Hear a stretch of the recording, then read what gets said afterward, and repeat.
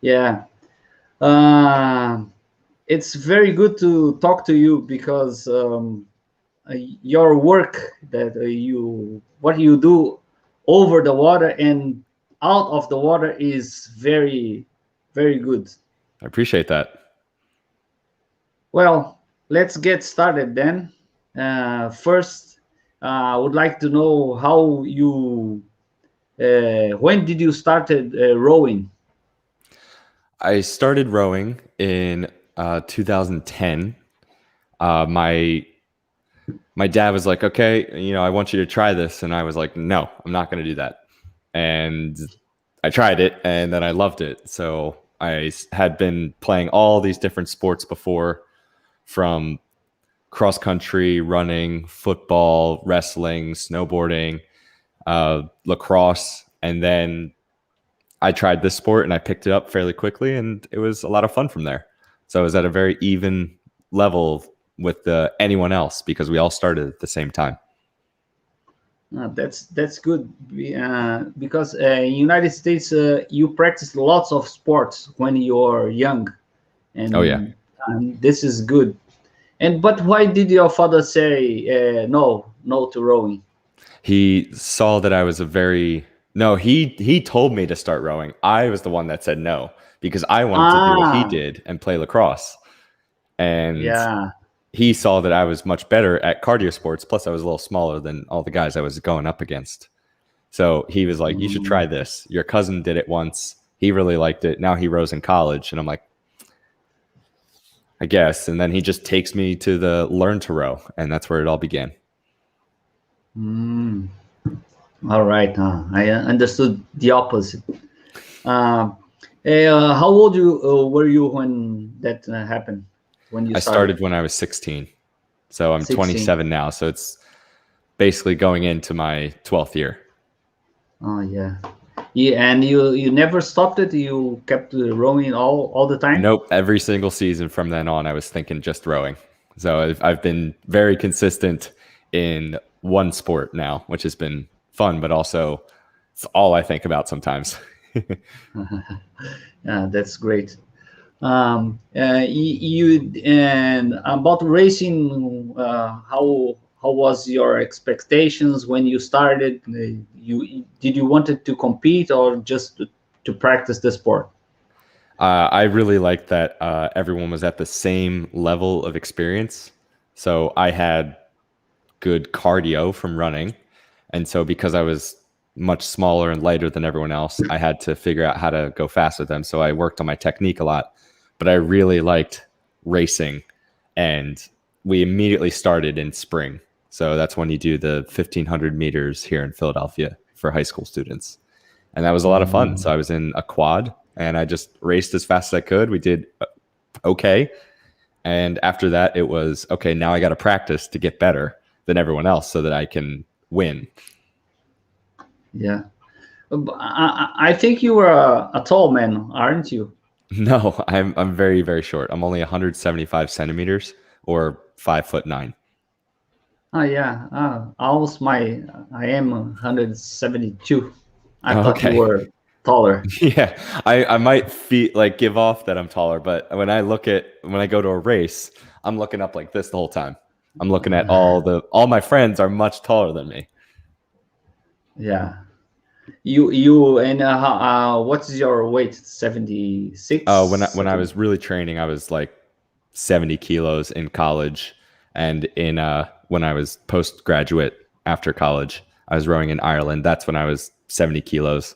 I'm probably right around 73.5 right now, but if I get back to the level of training I ever wanted to do, I would go back down pretty quickly to lightweight. Yeah. It wasn't in our schedule to talk about lightweight, but at the Olympic Games, probably next Paris Games, we have still have the lightweight, but in the other one, it's going to Yep. end. It's going to get replaced by beach and coastal rowing, Yeah. Um, most what likely. can I say? Yeah, Yeah. it's It makes sense, but it is sad because it produced some Yeah, of the closest rate, like the women's lightweight double at Tokyo this year was insane how close it was. And Molly Michelle got 5th place, but we're only 1 second behind first place. And those were the 2 people I was following. So it was insane how close they all were for the entire 2,000 meters. But unfortunately, we're only going to get one more round of lightweight Olympic rowing probably. So it's sad, but it makes sense. yeah. It's what can I say? It's reasonable, but it's sad. Yeah. Yeah. Well, let's get back to your work, your very good work. And how did you started making films? Why did that I happen? started because my family was traveling and I wanted to make a video back when I was 15 years old so that my family back home could see what we were doing. And so I started there 15 years ago. And then when I started rowing in high school, I made a video of us rowing in high school. And then after that, I went to college and I was basically running the team with some close friends of mine. And we were like, I wanted to make a hype video, get everyone excited for the season and all that stuff. And so that's when I started making more rowing videos. And then one thing led to another. I graduated from college and then I moved to Ireland. And while I was in Ireland, I started doing what's called daily vlogging. So I made one video for every single day in 2019. And that is a pretty big, hefty goal, but I was able to make one video per day, basically one every single day. There were a couple weeks where I was a little bit behind. And then after that, when I was rowing more competitively I went to Trinity in Ireland. I then started making slightly larger videos, but then the pandemic happened and I flew back home to be with family during the pandemic. And while I was home, I finished my master's. I started doing a couple videos here and there to get back into it. And then I decided to make this larger project and really start filming and doing larger videos than just like, oh, a day in the life or what I'm doing today. Yeah, your video, the first one I watched was the oh my God, the qualification regatta, the final Olympic qualification regatta, and it was a friend, virtual friend that told me. He said, "Oh, watch this guy, this American guy. Does a very good job. I am a fan of him, and sometimes I change messages with him, and see." And I said, "Oh, watch it, that the first movie you were on the single skull and making the dancing." And I said, "Oh, this guy, I like this movie." And when I watched the whole movie, the regatta, I said, no, this is professional work. This is not only someone that likes rowing. He likes rowing, but he knows how to make the film. And I've been working on that. I've been trying. Very good, because we can feel what they are feeling in the water, and the images, it's very sensitive. That's what I felt. I don't know if I am a little bit when what can I say, when if you like rowing, everything about rowing, it's good. But your movie is very, very, very good. I like I that appreciate very that. much. Yeah, I spent a lot of time on that video. So it was filmed in May 2021, and it took me a couple months. Like I published it about 3 weeks ago this weekend, and it's my most viewed video ever now, which is great. But it took me a very long time to get it to the level that I wanted it to be at. So I wanted it to have those feelings because these rowers spend so much time practicing, training, working towards this ultimate goal to go to the Olympics. And this race is the only thing that stood in their way for a lot of them. And it is a very difficult race. And so I really wanted to make sure that capturing that moment of going across the line and knowing that you've reached the Olympics it's so important to those people that I wanted it to be good enough for them to look back on it and be like, that's what that was. That's the reason we did all this work. Some people spent 10 plus years working twice a day, every day for those 10 years to try and get to that point. So it was a very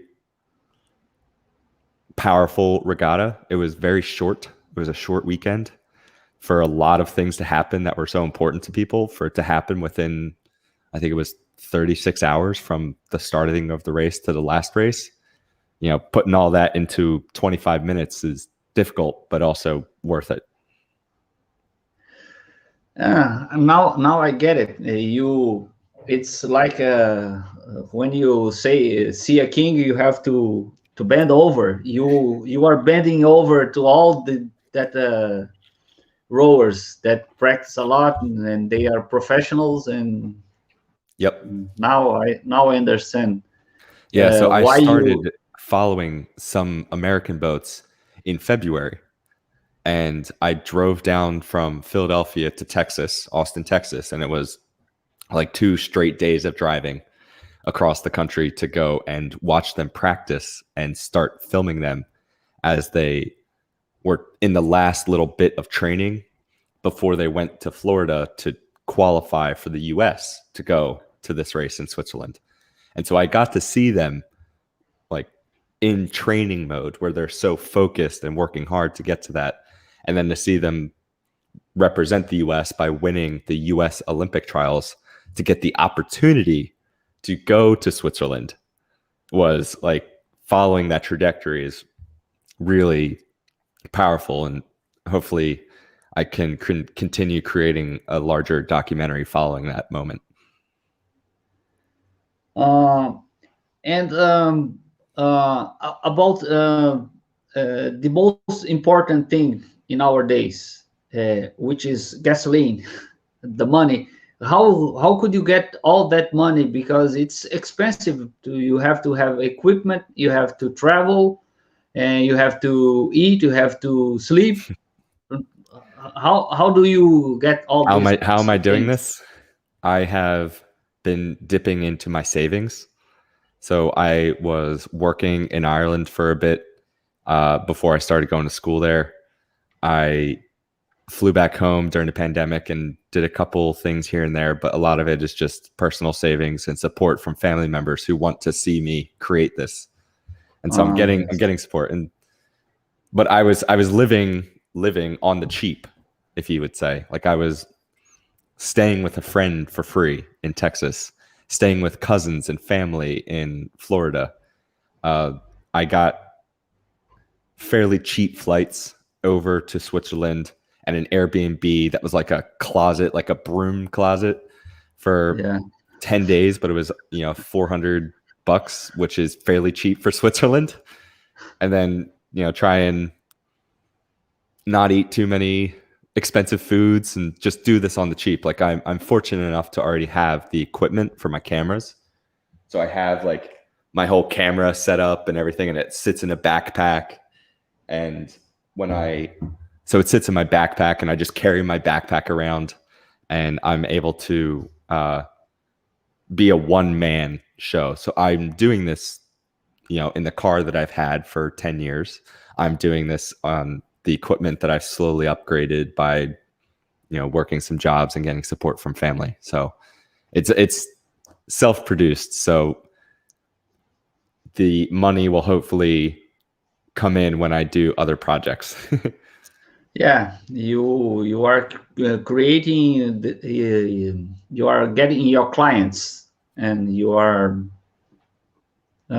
Yes, doing your good work, and so your clients will say, no, this guy it's good to put money on him because it's the money will come back again. Yeah. Yeah. I've started to get some money from YouTube finally. This video has made $100 with Yeah. Oh, 25,000 $100. views. It's allowed me to All make a right. little bit of money, and I haven't been able to make money before because I had some issues with Google and my address from Ireland and all that. But now Uh, I have a Patreon so that people can support me there. So, I have like 15 patrons that give me $125 a month, and hopefully that'll continue to grow and things like that. So I'm getting a little bit of support from here and there slowly. yes. That's great. I'm asking all these things because it's I saw the quality of your film was very high, and I think it's 4K. The quality, Yep. and this in practice you have to have big machines. Don't you have a storage? Well, I started when I daily vlogged, like I just used my phone. So it's, most people have a phone. Some have, slightly more expensive, some cheaper. I have always liked iPhone. And so iPhones take 4K video.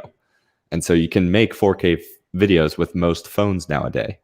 And it was small and always on me, but I use, this big camera now so that I can do certain things like shooting really far away, getting really good audio. So this is actually what plugs into my camera, and I just use it for this now. So I have all these systems and whatnot that I know how to use to make it look better, to capture all those moments. But I mean, I know plenty of people who only film on their phones and they're creating amazing content. So it's not just because I have a big camera. I know how to use the big camera because that's what I did in college. That's what I did for a job after college. So. Oh yeah. The sound.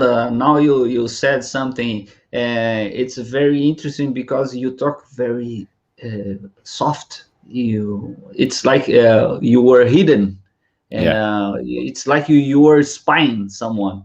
Yes. And now they're going to start, and you can hear whoa, the noise of the oars is into the water and out of wow, wow, and bam, bam. Yep. It's when it starts raining, the raindrops falling on my head, and plop plop plop. You can listen. That was something that I think it's very interesting in your movie. Yeah. Very very good. So you say I was like spying, I was actually, so I'm an Irish citizen as well as a US citizen.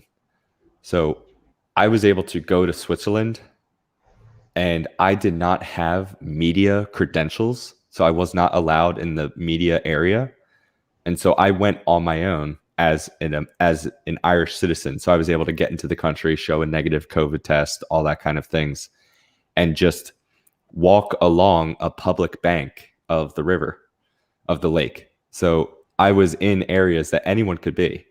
But because it was raining and early in the morning and cold in some parts, it was empty, which meant I could hear the rowers from everywhere. So I could sit along the water very low at the finish line and see them go across and hear everything they said.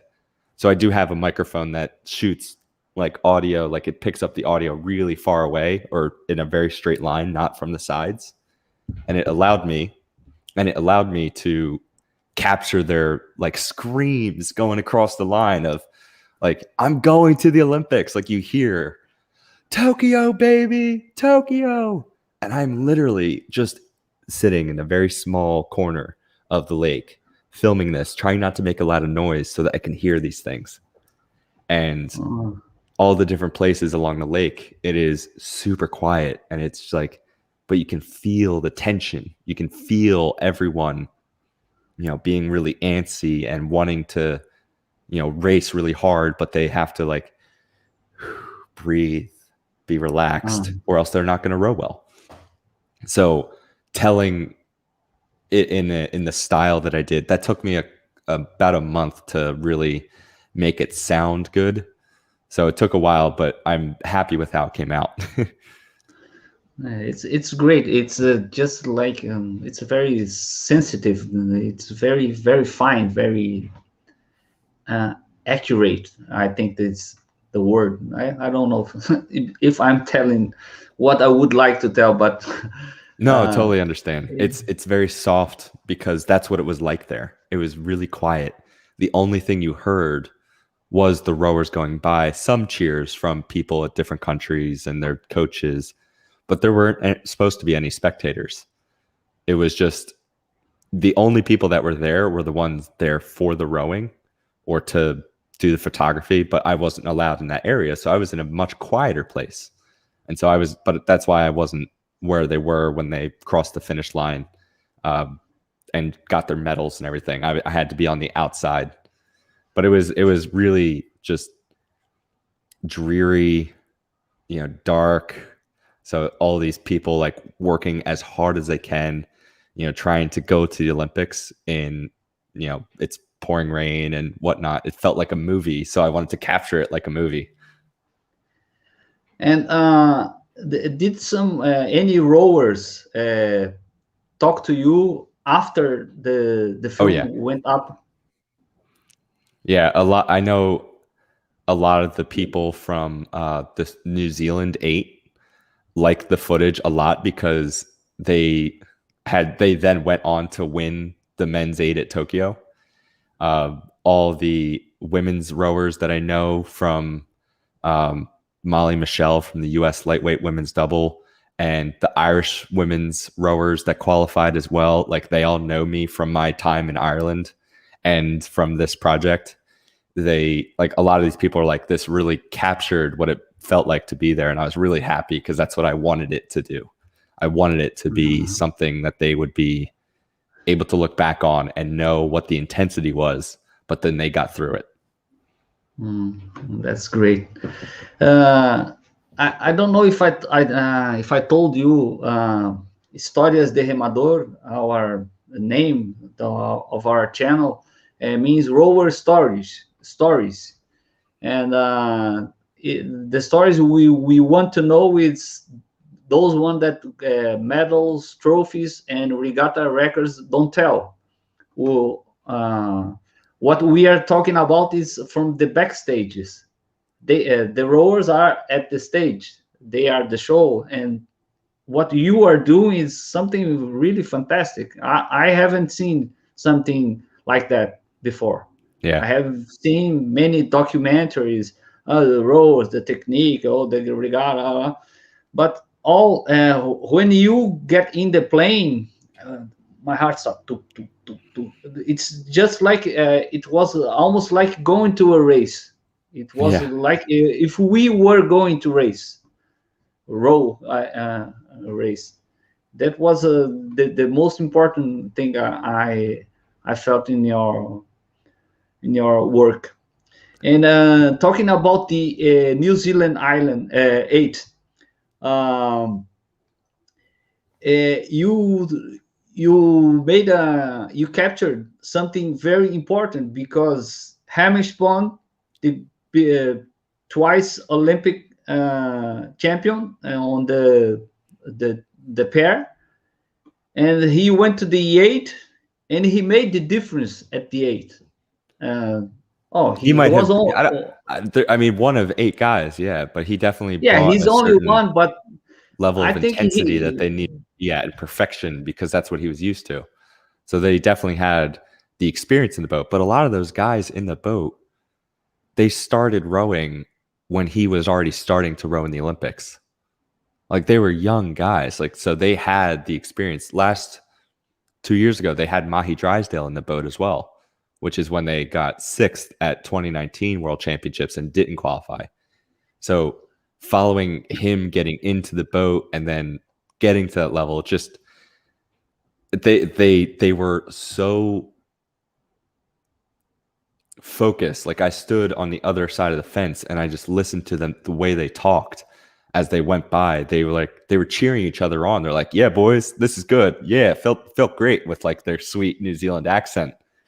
And it Uh, was like, that's exciting. I missed being in a boat with guys that were cheering. Like I'm finally rowing in one again for Head of the Charles. But the like racing in an 8 of guys that care and are working hard and are excited about how they're doing is just so much fun. I'm sure Hamish Bond really enjoyed that because it's him and Eric Murray spent a lot of time together, a lot of time together over 8 years. They were dominant, of course, but it's entirely different and probably a bit more fun some days to be in an 8-person boat or racing in 2 fours or 4 pairs.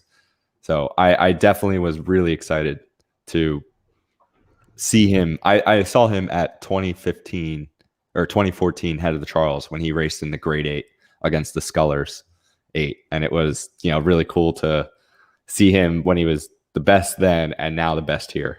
So and it's very funny because Hamish he likes to row, and he doesn't like to talk outside the water. nope. He's uh, a very closed man, Yeah. and well. Uh, and what was the most sad scene you watched? The most sad scene. Well, while I was in Lucerne so they have heats. Then if you don't do a certain place in your heats, you go to the repechage. And then if you do well there, you go to semifinals, and then from semifinals to finals or straight to finals, depending on how many boats are in the race.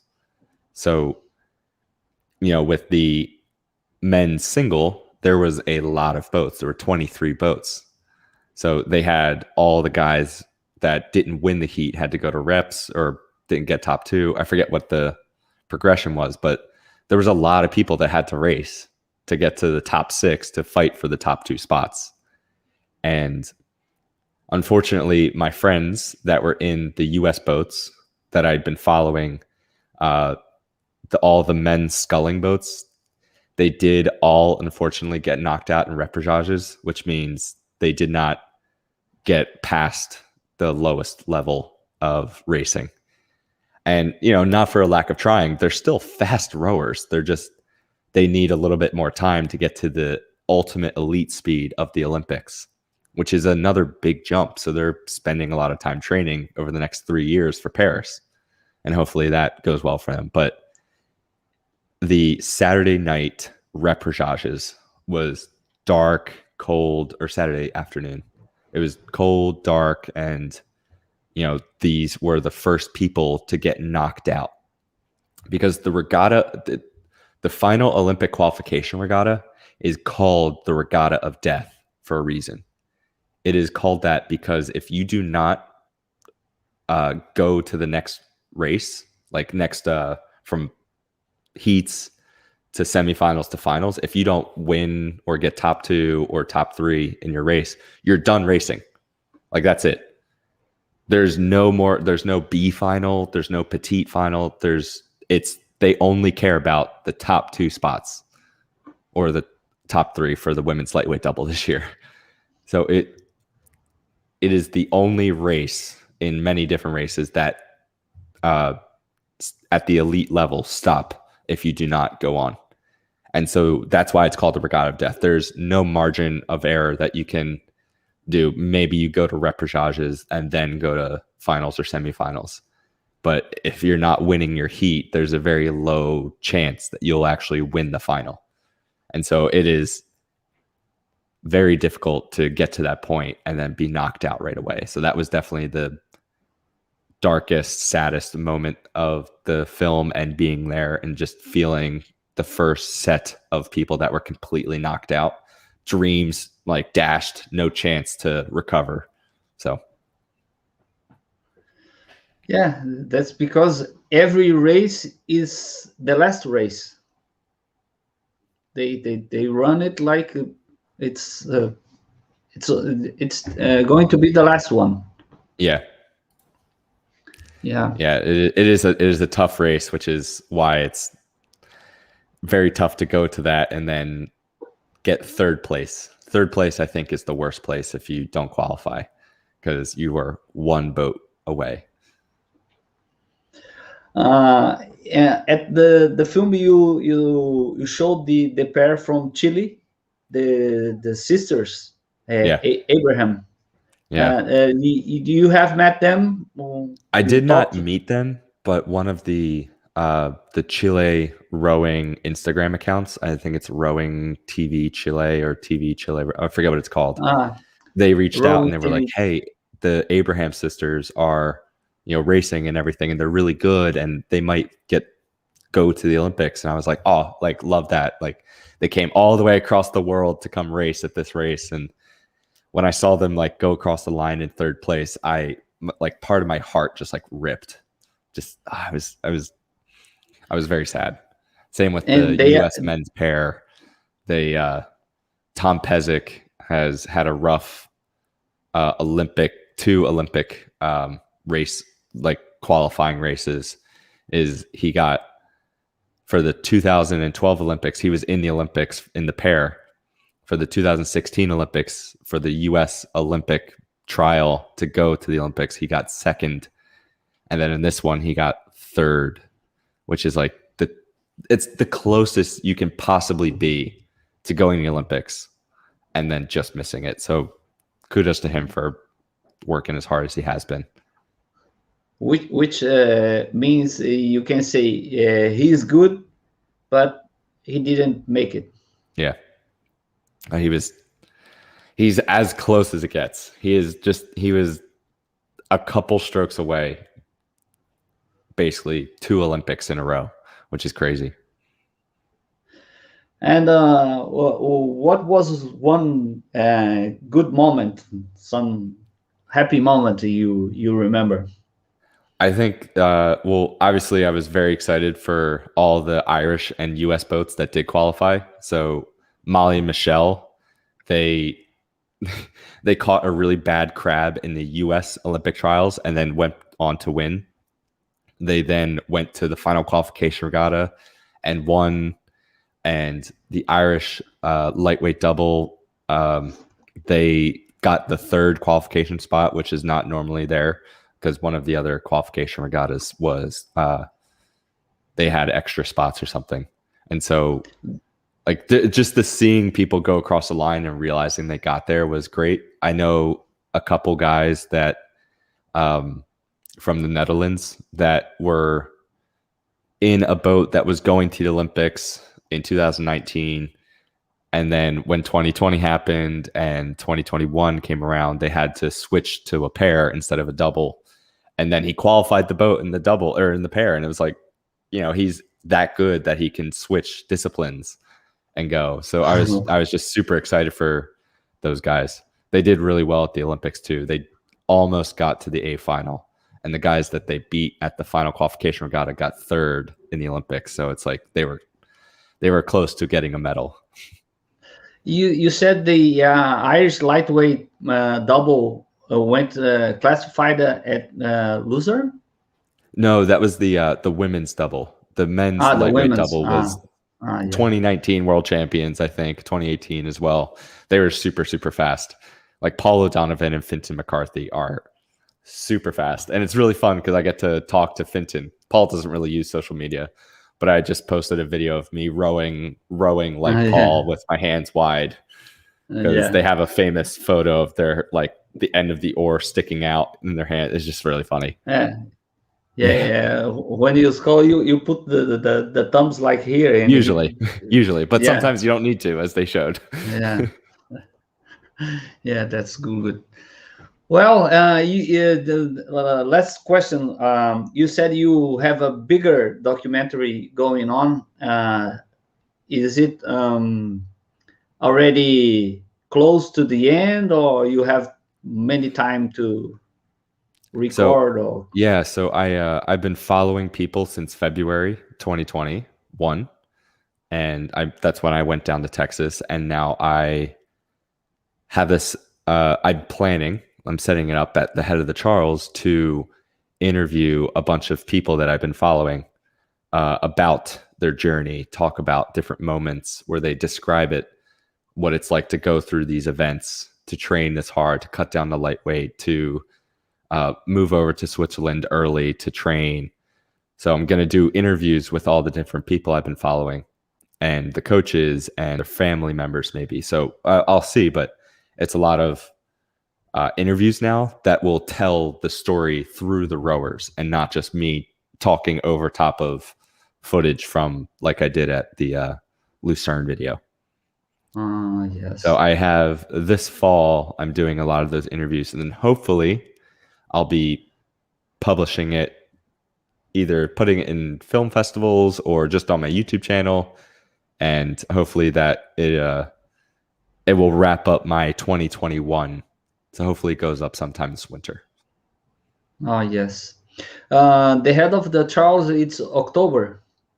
Yep. Happens on October. It's like the third weekend in October. So I'll be up there early to do some filming at the Charles, and also hopefully set up these interviews.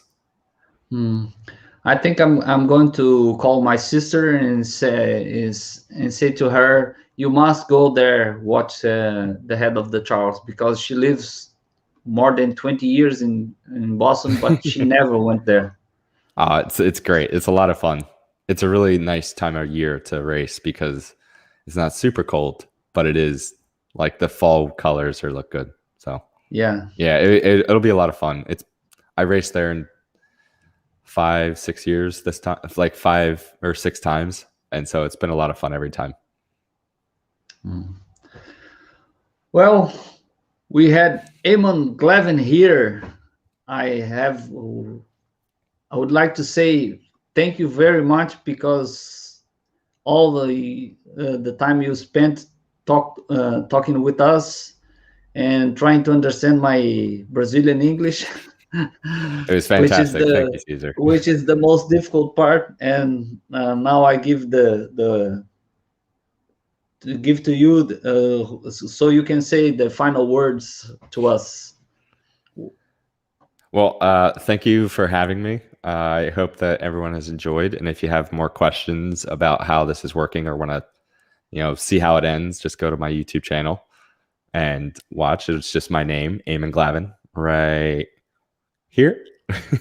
Yeah. And thanks so much for having me. I love that you're talking to all these different rowers about their stories, and I'm glad to have been a part of it. Yeah.